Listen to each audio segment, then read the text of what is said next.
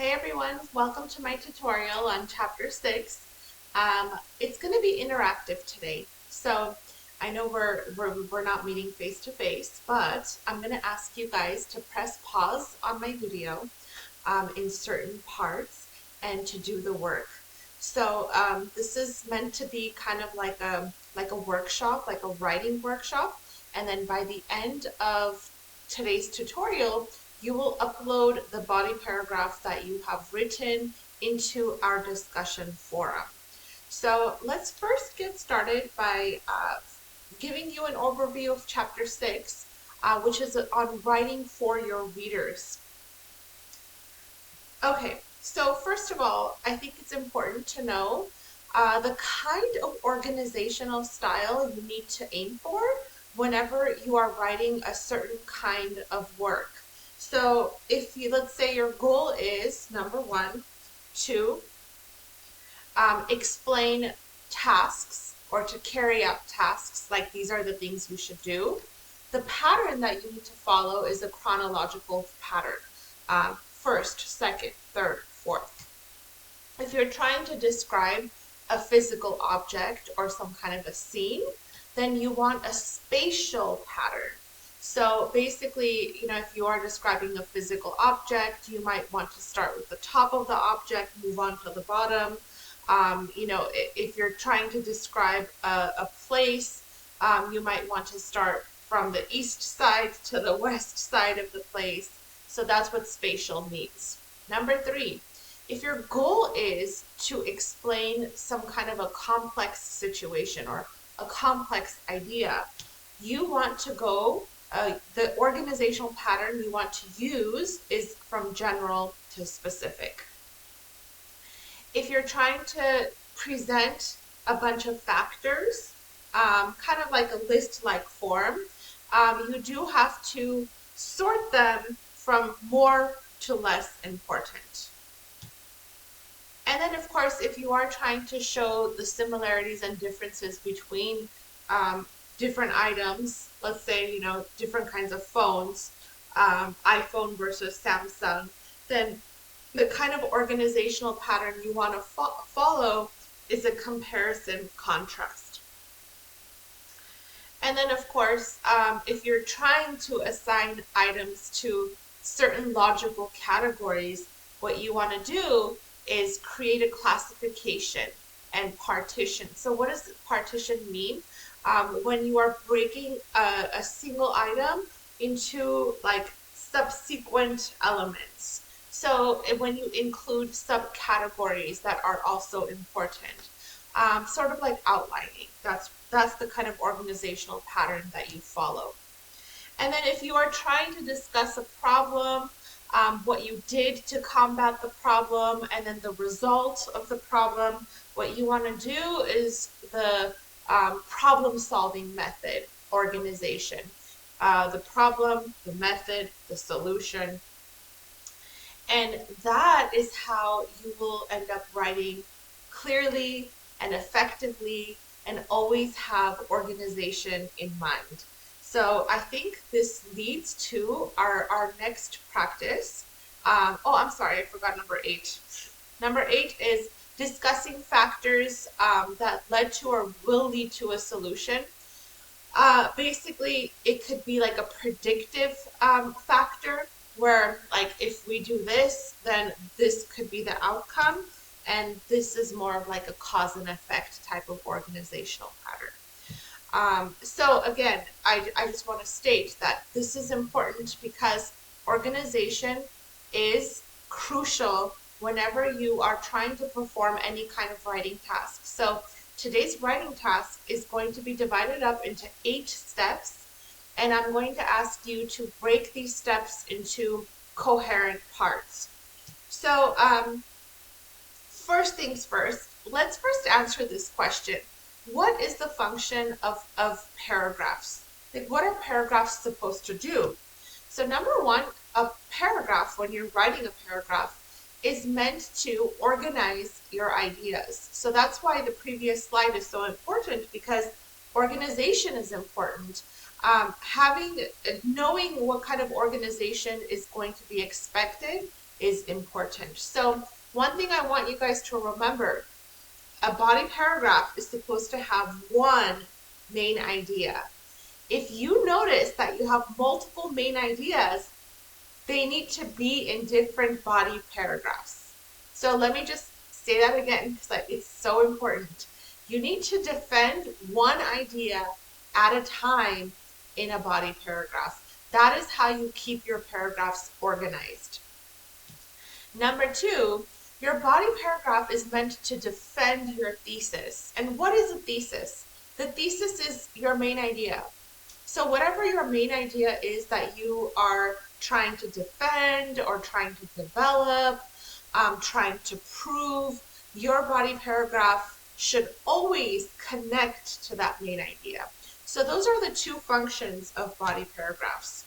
I'm going to give you some samples, okay, because I want you to see, kind of like imagine the way that we're going to be structuring a body paragraph, but also to have it be a little bit more realistic with like a topic in mind. So here's my sample number one. Let's say I give you a topic. Analyze whether or not individuals can live happily in America with minimum wage jobs. So your instructor gave you this writing task. Next, you create a thesis. So you have to answer the question of the topic, right? So that's always step number one. You cannot write a body paragraph until after you have established a thesis. So you have to know what your thesis is. So here's my sample thesis. Americans cannot live happy lives while working minimum wage jobs because of the high standard of living in some areas like Los Angeles and the American desire to consume. So basically you ask yourself, am I answering the question? Yes. Do I have reasons for my answer? Yes. And basically these reasons are the foundation for your body paragraphs. So if you look, my reason number one, if I were to write one body paragraph, it would include this idea, a high standard of living. Notice that's the idea that came first. So Americans cannot live happily working minimum wage jobs. Why not? Because of the high standard of living. So that is my first main idea. My second main idea, this again needs to be in another paragraph, is the desire to consume, consumerism. So again, both of these ideas are found in the thesis. The thesis is the inspiration for the body paragraphs that follow. The body paragraphs have to connect to the thesis, and that's really important to remember. Here's another sample. So this time, instead of just giving you a main idea, I would like to give you a topic sentence. So this time I'm giving you another topic.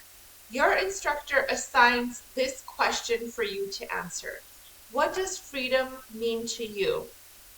A broad question, right?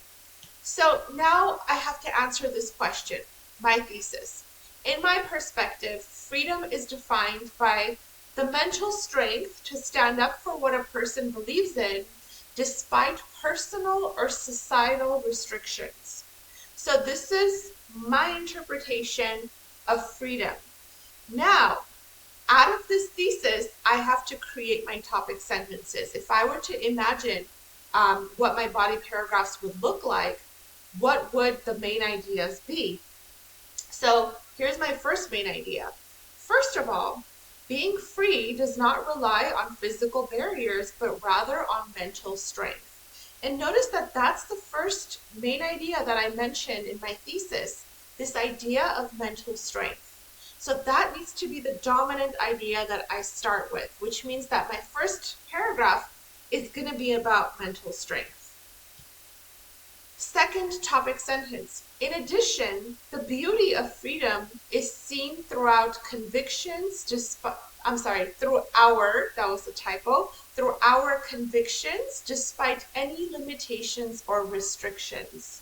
So this is just a paraphrase of what this part says. So notice again, there's two main ideas. I'm not going to cram them into one body paragraph. Basically, the rule is that you have to develop these ideas one at a time. So I hope I have shown you through these samples the way that I am hoping you're going to organize today's workshop. So I'm going to give you a topic to work with. We're going to do a thesis, and then we're going to just break it apart. And I'm going to ask you to press pause on this video and to do the work and then to resume the video again. So here's our practice, guys. Step number 1, choosing a topic. I decided to give you two options. So option 1, is a college degree necessary for success in life? Option 2, can individuals live happily in America with minimum wage jobs? That was my first sample. So why don't you guys press pause on this video and choose one of these questions. That will be step 1. So I recommend having like a blank Google Docs open and for you to label your work clearly. So at the top, you want to write, you could write workshop on chapter 6, you could write workshop on paragraph development, whatever you want to title it. But then I want you to label it like step 1, choosing a topic, and then copy paste the question that you are going to answer for today's workshop. Here's my sample. So I decided to do this entire workshop with you. I like to always model what I'm looking for in workshops. So my model is on a different topic. So the topic that let's say my hypothetical instructor gave to me is Tinder a good way of forming a meaningful relationship? So that's the question that I'm answering. But I would like you guys, for the workshop that I would like you to do, to answer one of these two questions. I don't want you to copy mine simply because I've noticed in the past that students just, they get tempted to do what the instructor is doing. So I want my topic to be completely different and for you not to be swayed by my ideas. Okay, if you're ready, let's move on to the next slide. Step 2, we have to answer the question. So now I'm asking you to answer the question, but to think of 2 or 3 reasons for your answer. This is going to create your thesis. So what are these 2 or 3 reasons? They're actually called rationales. We answer the question of why or how. And it's really important to answer that question because you don't have a thesis without answering that question, because then what's the point? It's like a yes or no answer? Well, no. A thesis is supposed to defend a person's main idea. So, again, these are the 2 questions. So depending on which one you chose, and my sample. So here is how I answered my question. Tinder, with its platform for honesty, simplicity, and convenience, is an excellent way to form romantic relationships. So in case you guys forgot, the question was, is Tinder a good way of forming romantic relationships? That's what I was answering. And I then came up with reasons for my answer. So I'm claiming that Tinder is honest, that Tinder is simple, and that Tinder is convenient. Now, how are you answering the question of, whichever prompt you selected, and what 3 reasons or 2 reasons are you giving to defend your answer? Please press pause and go ahead and complete the work. Okay, step 3. We are now going to write a topic sentence. So a few rules to remember, okay? A topic sentence should be based on one main idea. So we're tackling this one at a time. I know we just wrote a thesis and I asked for 2 or 3 main ideas. I just wanted to give you guys options. But now out of those 2 or 3 main ideas, choose one. And that is what we're going to do our body paragraph on. Also remember that you need to connect that main idea to the actual topic and to your thesis. Like it should be relevant to the thesis that you wrote. So again, you're choosing one out of the 2 or 3 rationales that you created, and you are writing your topic sentence down. Don't forget that to have one clear point that connects to the thesis, and also don't forget to include a beginning transition. So let me model one for you guys. First of all, that's my beginning transition.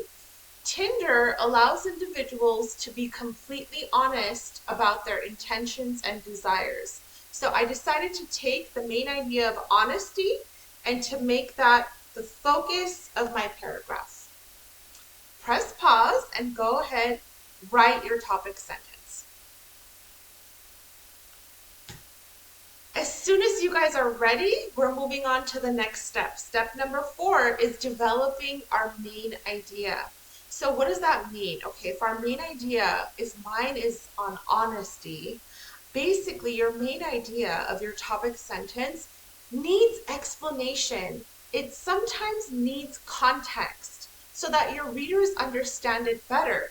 So you want to remember that it could be more than one sentence because sometimes context takes a while to develop. You don't want to cram it all in one sentence if you don't have to. And whatever you develop in your language, like your explanation of the main idea, it should in your mind already relate to that example that you would like to give, because without support, we don't have a good body paragraph. So let me just, again, indicate what I'm looking for. Maybe about 1 or 2 sentences, it might be 3 sentences, that where you are explaining the main idea of your body paragraph. Now, here's my sample. So the red is the topic sentence, right? So the blue is me explaining my main idea of honesty. If a person is looking for a fling, an open relationship, or even what some might call a booty call, then this application makes it possible to find whatever fish in the sea one is seeking. So in my one sentence, I'm trying to explain what it is that Tinder provides that I interpret as honest. And this is just establishing just a little bit of context of how Tinder works.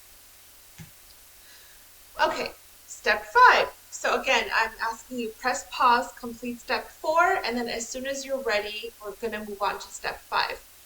We now have to think of support. Without evidence, you guys, it's just kind of pointless to write a body paragraph because your evidence is everything. Your evidence is how you come across as credible in whatever it is that you're arguing. So your evidence should, number 1, your evidence can be in different kinds of format. Like it could be a quotation, it could be a paraphrase, it could be a mix of both. Your evidence could be a personal example, something that you've experienced. It could be an observation, it could be a testimony.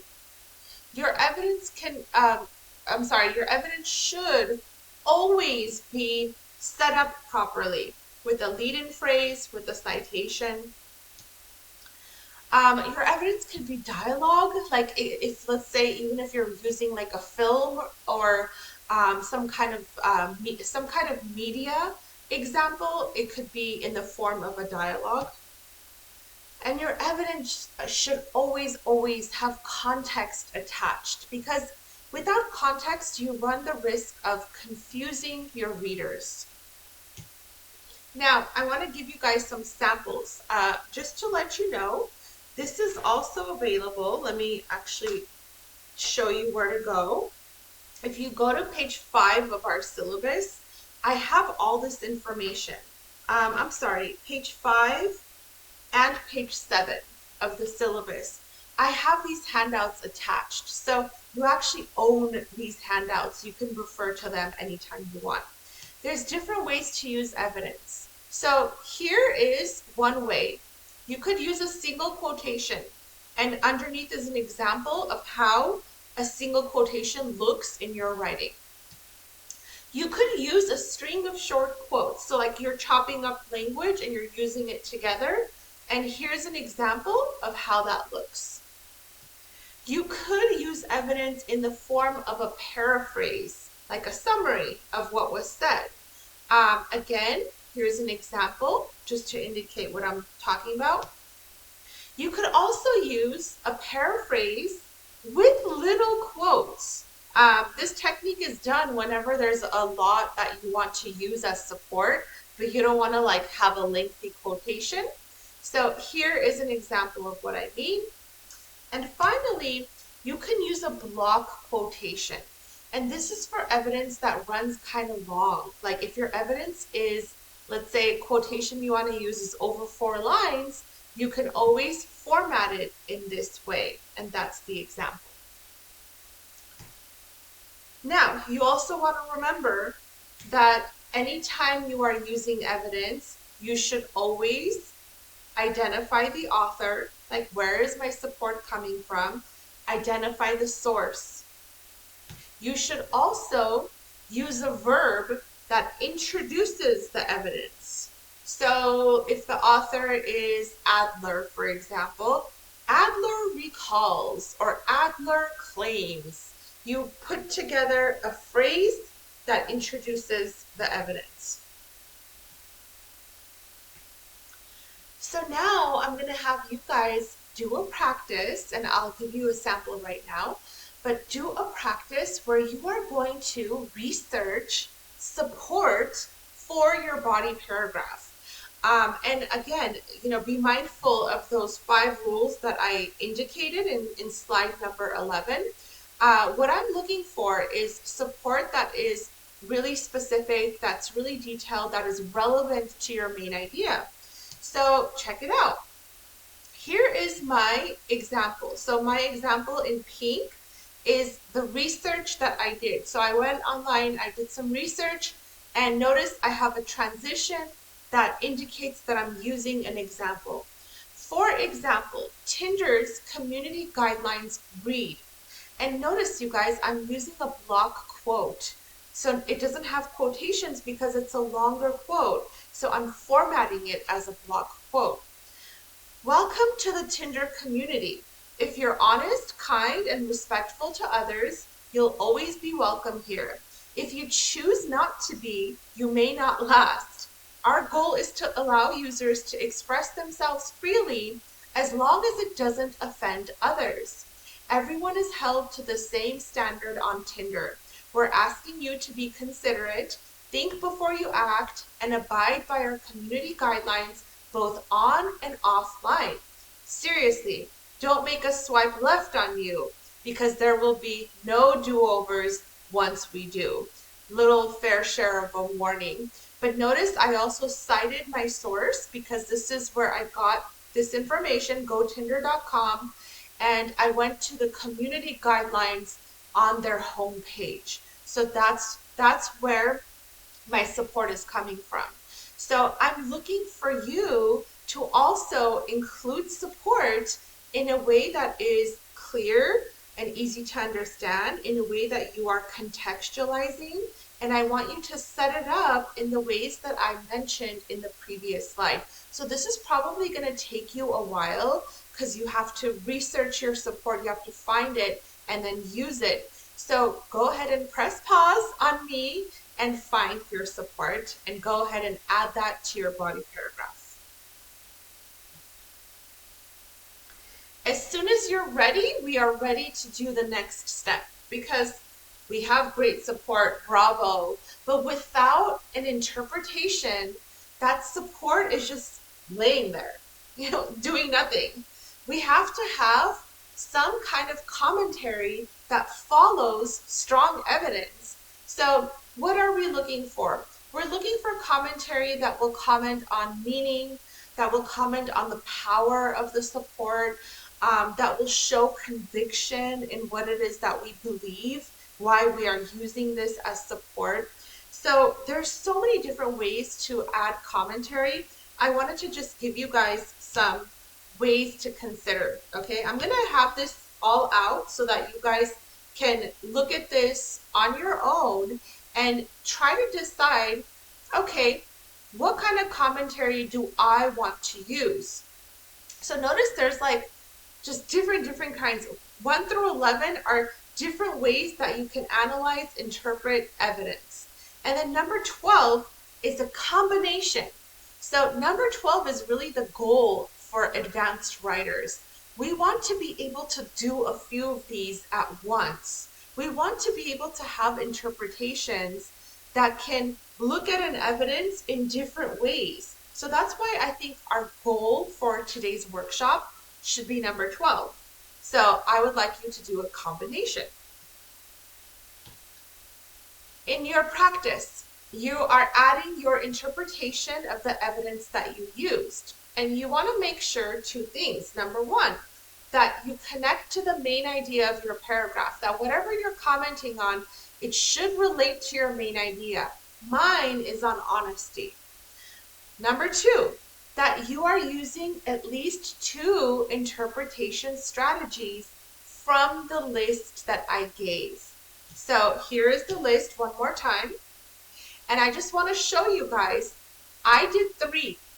So in my sample body paragraph, I did number 5, asking rhetorical questions.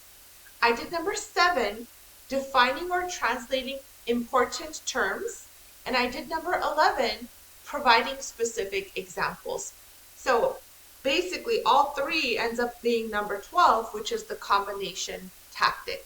And I want you guys to do a combo as well. It could be any 2 interpretation strategies, any 3, if you want to impress me, 3 interpretation strategies. So here's my paragraph so far. And here is my interpretation. Now I have a lot to interpret. So my interpretation is going to be longer than my evidence, and that's okay. So here goes. The rules encourage the user of this app to be honest, kind, and respectful. But let me pinpoint how honest is written first. Why would the sequence even matter? After all, don't the makers of this app go on to state that a person's considerate conduct is extremely important? So do you guys notice the rhetorical questions? These questions don't need to be answered. They are asked rhetorically to generate thought. Of course, violating another user's rights is wrong, but the guidelines mention honesty first because this is the quality that makes Tinder unlike any other dating site. Consider the alternative.